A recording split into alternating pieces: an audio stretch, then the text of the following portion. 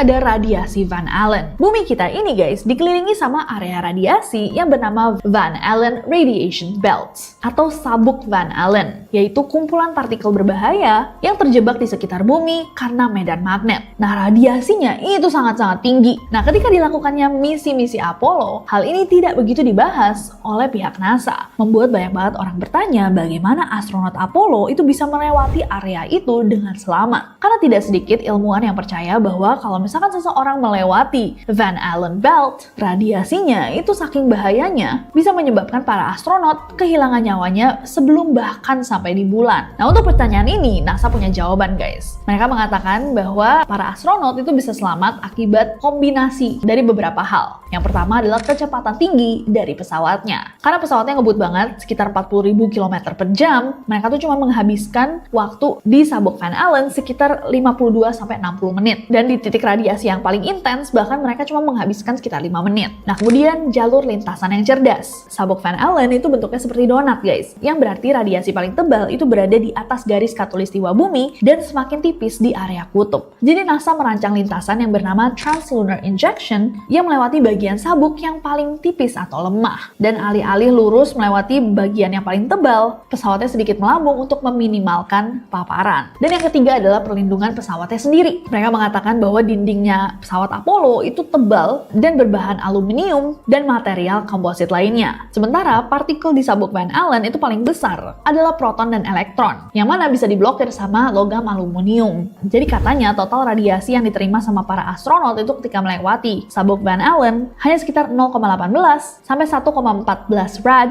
setara dengan satu kali pemeriksaan CT scan. Masih jauh di bawah apa yang bisa berbahaya untuk manusia. Nah, untuk sabuk radiasi Van Allen itu